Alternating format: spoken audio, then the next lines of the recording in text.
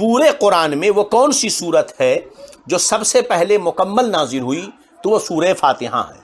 تو مکمل صورت کے اعتبار سے جو صورت قرآن مقدس کی سب سے پہلے نازل ہوئی وہ ہے سورہ فاتحہ، صورت کے اعتبار سے۔ رہا آیت کے اعتبار سے تو جتنی وحی نازل ہوئی پورے قرآن میں سب سے پہلے جو وحی نازل ہوئی وہ سورہ اقرا کی 5 آیتیں ہیں۔ اب دوسری بات، وحی کے رکنے کے بعد سب سے پہلے جو آیت نازل ہوئی وہ سورہ مدثر کی یہ 4 آیتیں ہیں۔ لہذا ان تینوں قول میں تطبیق ہو گئی اور تینوں قول اپنی اپنی جگہ پر صحیح ہیں۔ اس طرح پڑھنا چاہیے اور اسی طرح یہ طریقہ ہوتا ہے پڑھنے کا۔ آج کل ہم اسی لیے بہت سارے مسئلوں میں الجھ جاتے ہیں کہ کہتے ہیں علماء کا اختلاف اور علماء کا اختلاف۔ دیکھیے اب تک جتنے اختلافات ہم نے ذکر کیے ان سارے چیزوں کا تعلق عقائد سے نہیں ہے یا مسائل شرعیہ سے نہیں ہے۔ عقائد، باب عقائد میں اختلاف ہو تو اس کی بحث الگ ہوتی ہے، ایسے ہی شرعی مسائل میں اختلاف جب ہوگا تو یہ دیکھا جائے گا فتویٰ اس قول پر ہوگا، عمل اس کے فتوے پر ہوگا جو فتویٰ، جو حکم دلائل کے اعتبار سے سب سے زیادہ مضبوط ہو، اور جو حکم دلائل شرعیہ کے اعتبار سے لوگوں کو گناہ سے اور بدکاری سے اور خلاف شرع عمل سے زیادہ روکتا ہو۔ اسی لیے ہمارے فقہا نے ایک اصول بنایا ہے کہ درء المفاسد اولی من جلب المنفعہ۔ ایک حکم ہم دے رہے ہیں تو یہ دیکھا جائے گا کہ اس حکم سے فائدہ ہو رہا ہے، مگر اس حکم پر عمل کرنے سے نقصانات بھی ہیں، تو فقہا فرماتے ہیں کہ نقصان کو ختم کرنا یہ زیادہ ضروری ہے فائدہ حاصل کرنے سے، کہ ایک حکم کو ایک حکم دینے پر فائدہ بھی ہے نقصان بھی ہے تو اس حکم کو منع کیا جائے گا، اس حکم کے کرنے کی اجازت نہیں دی جائے گی، اگرچہ اس میں فائدہ ہو مگر نقصان بھی ہے، اس لیے اس حکم کو منع کیا جائے گا۔ اسی لیے دلائل کے اعتبار سے جو قول، جو حکم زیادہ مضبوط ہوگا قرآن و حدیث کی روشنی میں، فتویٰ ہمیشہ اسی پر دیا جائے گا۔ ہمارے ائمہ حنفیہ نے یہ اصول مرتب کیا ہے کہ کبھی بھی قول مرجوح پر، یعنی وہ حکم جو کمزور ہو دلائل کے اعتبار سے، جو نیچے درجے کا ہو، اس پر فتویٰ دینا حرام ہے۔ فتویٰ ہمیشہ کس پر ہوگا؟ زمانے کے سب سے بڑے عالم کے قول پر فتویٰ دیا جائے گا، اور فتویٰ کس پر ہوگا؟ قول راجح پر ہوگا۔ اسی لیے اصول ہمارے حنفیہ نے متعین کیا کہ قول مرجوح پر فتویٰ دینا حرام ہے۔ تو اس لیے یہ ذہن میں بسا رکھیں کہ اختلافات بہت ہیں، اور آج لوگ ایک چیز اٹھا دیتے ہیں کہ علماء کے درمیان اختلاف یہ رحمت ہے۔ نہیں، ہر اختلاف رحمت نہیں ہوتا، وہ اختلاف رحمت ہوتا ہے جس سے لوگوں کو گناہوں سے روکا جا سکے یا کسی مشکل گھڑی میں اس کے لیے آسانیاں پیدا ہوں۔ تو اس اختلاف کو ذہن میں رکھیں۔ ہم نے یہاں پر جو اختلاف پہ بیان کیا علماء کا، دیکھیے کتنی بہتر طریقے پر یہاں سارے قول کو اپنی اپنی جگہ پر صحیح بھی ہو گیا اور کوئی خرابی بھی لازم نہیں آئی۔ جو یہ کہتا ہے کہ سب سے پہلے سورہ مدثر کی آیت نازل ہوئی، ان کا کہنا بھی صحیح ہے۔ کس اعتبار سے؟ وحی کے رکنے کے بعد سب سے پہلے سورہ مدثر کی آیت نازل ہوئی، اور جو جمہور کا قول یہ ہے کہ سب سے پہلے کون سی آیت نازل ہوئی؟ وہ سورہ اقرا کی، وہ وحی میں سب سے پہلے وہی ہے۔ اور جو کہتے ہیں سورہ فاتحہ سب سے پہلے نازل ہوئی، وہ اس اعتبار سے کہ مکمل صورت کے اعتبار سے پورے قرآن میں سب سے پہلے سورہ فاتحہ نازل ہوئی ہے۔ یہ ہو گیا۔ اب یہ وحی کا آنا، یہ کون فرشتہ تھا جو آسمان و زمین کے بیچ میں بیٹھا تھا؟ ظاہر سی بات ہے کہ اس پر بحث ہو چکی کہ وہ حضرت جبریل امی ہی وحی لے کر کے آتے تھے۔ جبریل امی یہ ہے جبر اور ایل۔ ایل کے معنی ہوتا ہے اللہ کے، اور جبر کے معنی ہوتا بندے کے۔ تو جبرائیل کا مطلب ہوا اللہ کا بندہ ہے۔ تو جبریل کا نام عبد الجلیل ہے، اور آپ کی کنیت ابو الفتوح ہے، اور آپ وحی لے کر کے آتے تھے، اور اس کے علاوہ دوسرے کام ہوتے تھے۔ آج بھی وہ اترتے ہیں جو دوسرے کام اللہ ان کے ذمہ رکھا ہے اسے لے کر۔ چلیے اب کہتے ہیں کہ وحی گرم ہو گئی، وہ تتابع، اور مسلسل آنے لگی۔ آگے کہتے ہیں تابعہ عبداللہ ابن یوسف و ابو صالح و تابعہ ہلال بن رداد عن الزہری وقال یونس و معمر بوادرہ۔ اس حدیث کی متابعت کی ہے عبداللہ ابن یوسف نے اور ابو صالح نے، اور ان کی متابعت کی ہے ہلال بن رداد نے زہری سے روایت کرتے ہوئے، اور یونس کہتے ہیں، یونس دو راوی، ایک راوی ہے یونس اور معمر، یہ دونوں راوی ہیں حدیث کے، وہ دونوں کہتے ہیں بوادرہ۔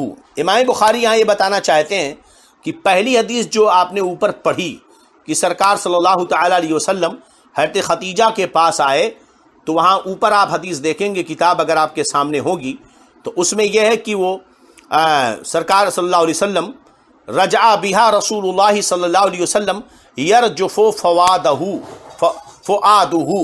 سرکار لوٹے اس حال میں کہ فواد کے معنی ہوتا دل کے، سرکار کا دل دھڑک رہا تھا۔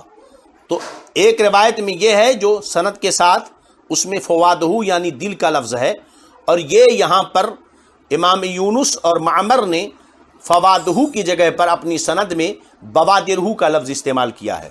تو فواد کے معنی دل کے ہوا، اور بوادر کو گوشت کے اس حصے کو کہتے ہیں جو دونوں کندھوں کے درمیان میں ہوتا ہے، گھبراہٹ کے وقت دھڑکتا ہے۔ تو ہم نے شروع میں دونوں ترجمہ کر کے آپ کو سمجھایا ہے۔ اب دیکھیے یہاں ایک لفظ آ گیا متابعت کی ہے، تو یاد رہے کہ ہم نے شروع ہی سے حدیث کی اصطلاحات پر کوئی گفتگو نہیں کی ہے، اس لیے کہ ہماری کوشش یہ ہے کہ زیادہ سے زیادہ احادیث بخاری کا درس ہو جائے، اور اگر ہم جو ہے اصول حدیث اور مصطلحات حدیث پر گفتگو کریں گے تو بات لمبی ہو جائے گی، اس لیے جہاں جہاں ضرورت پڑے گی ہم اس پر روشنی ڈالتے ہوئے چلیں گے۔ اب آئیے اس پر ہم تھوڑی سی روشنی ڈال دیں۔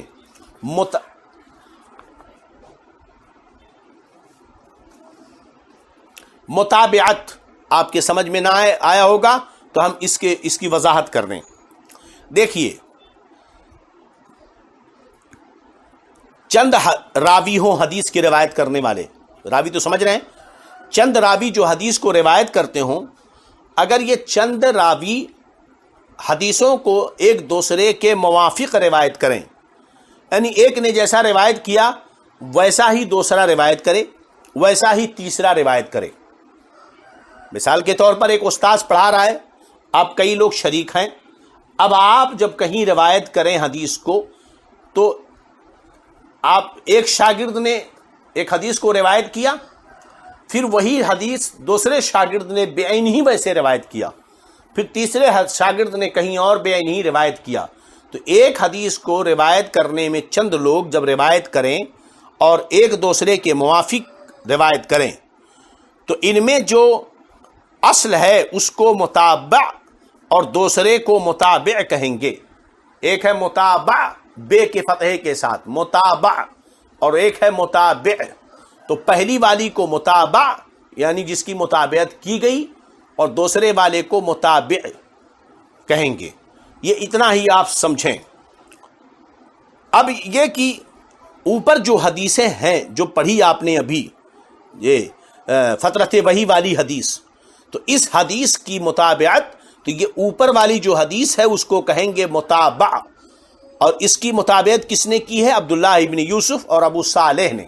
تو یہ ہوئے یہ لوگ متابع، اور ان کی متابعت ہلال بن رداد اور امام زہری نے کی ہے، تو یہ ہوئے متابع۔ یہ ہوا کہ ابھی اس کو آسان لفظوں میں آپ اتنا ذہن رکھیں کہ ایک حدیث کی روایت کرنے والے چند لوگ ہوں، اور ایک کی روایت دوسرے کے موافق ہو، دوسرے کے طرح ہی ہو، ہاں، تو اس کو کہیں گے متابعت۔ اس کو آپ یوں سمجھ لیں کہ بھئی آپ نے کوئی بات کہی، کوئی خبر لا کر کے آپ نے دی، کوئی بات کی فلاں جگہ ایسا ہوا ہے۔ اب اس کے بعد ایک آدمی کہتا ہے کہ ہاں ہاں بالکل ایسا ہی صحیح ہے، ایسا ہی ہے، جیسا وہی بات انہوں نے بھی لوٹا دی۔ ایک آدمی آ کر کہتا ہے کہ نہیں فلاں نے بھی ایسا ہی کہا جیسا تم کہہ رہے ہو۔ تو یہ جو پہلے مثلاً آپ بیٹھے ہوئے ہیں، ایک آدمی آئے جس کا نام عبداللہ ہے، اس نے کہا کہ فلاں جگہ ایسا ہوا ہے۔ اتنے میں دوسرا آدمی عبد الرحمن وہاں کھڑا تھا، اس نے کہا کہ ہاں فلاں نے مجھ کو کہا ہے کہ ایسا ہی وہاں ہوا ہے۔ تو جو عبد الرحمن نے کہا، جو پہلے نے کہا، وہ ہوا متابع، اور دوسرے نے جو کہا اسے کہیں گے متابع۔ یہ ہوا۔ چلیے تو یہ وحی کے زمانے فترت وحی کا مسئلہ یہاں پر جو یہاں تشریح ضروری تھی وہ ہم نے یہاں پر کر دی ہے۔ اب اگلی حدیث نمبر 5 ہے نا، چلیے حدیث نمبر 5 پڑھیں۔ حدثنا موسیٰ ابن اسماعیل قال اخبرنا ابو عوانة قال حدثنا موسیٰ ابن ابی عائشة قال حدثنا سعید بن جبیر عن ابن عباس رضی اللہ عنہما فی قوله تعالی لا تحرک به لسانک لتعجل به۔ ترجمہ پہلے اتنا سن لیں۔ امام بخاری فرماتے ہیں کہ ہم سے حدیث بیان کی موسیٰ ابن اسماعیل نے، انہوں نے کہا کہ ہمیں خبر دی ابو عوانہ نے، انہوں نے کہا کہ ہم سے حدیث بیان کی موسیٰ ابن ابی عائشہ نے، وہ کہتے ہیں کہ ہم سے حدیث بیان کی سعید ابن جبیر نے، وہ روایت کرتے ہیں ابن عباس رضی اللہ عنہما سے۔ کیا روایت کرتے ہیں؟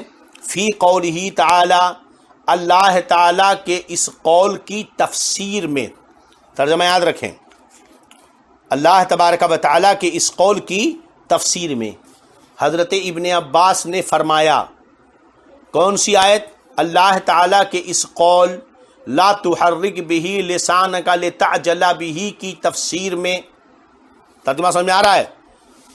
حضرت ابن عباس رضی اللہ تعالیٰ عنہ نے اللہ تعالیٰ کے قول لا تحرک به لسانک لتعجل به کی تفسیر میں فرمایا، کیا فرمایا؟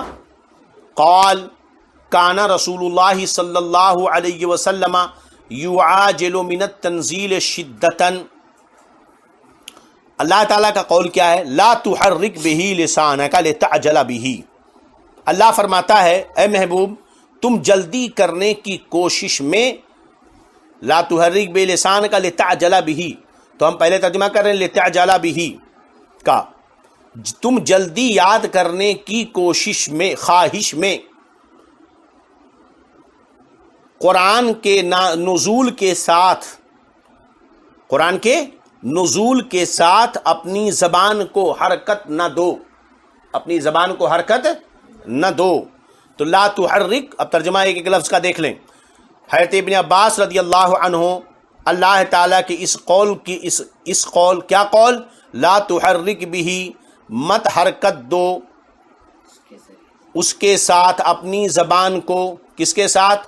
نزول قرآن کے ساتھ، اس کے ساتھ کس کے ساتھ؟ نزول قرآن کے ساتھ۔ جب قرآن نازل ہو تو اس کے ساتھ اپنی زبان کو حرکت نہ دو، لتعجل به، جلدی یاد کرنے کی خواہش میں، جلدی یاد کرنے کی خواہش میں۔ اب یہ اللہ تعالیٰ کا قول ہے، اللہ فرماتا ہے محبوب جب قرآن نازل ہو تو اس کو یاد کرنے کی خواہش میں اپنی زبان کو تم حرکت مت دو۔ معاملہ کیا تھا؟ اللہ نے کیوں کہا ایسا؟ اس کی تفسیر بیان کرتے ہوئے حضرت ابن عباس فرماتے ہیں، قال ابن عباس فرماتے ہیں کان رسول اللہ صلی اللہ علیہ وسلم، نبی اکرم صلی اللہ تعالی علیہ وسلم یعالج من التنزیل شدتا، قرآن کے نازل ہونے سے شدت محسوس فرماتے تھے۔ قرآن کے نازل ہونے سے کیا کرتے تھے؟ شدت تکلیف محسوس کرتے تھے۔ کیا کرتے تھے؟ شدت محسوس کرتے تھے۔ چلیے، تو وَكَانَ مِمَّا يُحَرِّكُ شَفَتَيْهِ، جب جبریل وحی لے کر اترتے اپنی زبان اور ہونٹوں کو حرکت دیتے۔ کانا مما یحرکو شفتیہ، کیا کرتے؟ قرآن کے نازل ہونے کے وقت اپنے ہونٹوں کو حرکت دیتے، اپنے ہونٹوں کو حرکت دیتے۔ مطلب مسئلہ یہ حاصل کلام کیا ہے کہ جب جبریل قرآن لے کر اترتے اور سرکار پر قرآن پڑھتے تو ہمارے نبی جلدی یاد کرنے کی خواہش میں جبریل کے پڑھنے کے ساتھ ساتھ بالکل اسی کے ساتھ پڑھتے تھے، اپنے ہونٹوں کو ہلاتے تھے۔ تو یہاں سرکار کو شدت محسوس ہوتی تھی۔ وجہ یہ تھی، ایک تو وحی کا بار جو آپ نے پیچھے پڑھا کہ وحی کا بوجھ کتنا زیادہ تھا، ایک وہ، دوسرے قرآن پاک جب جبریل پڑھتے تو اسے غور سے سننا، پھر اسی پڑھے پر برابر پڑھنا، تو اس کی وجہ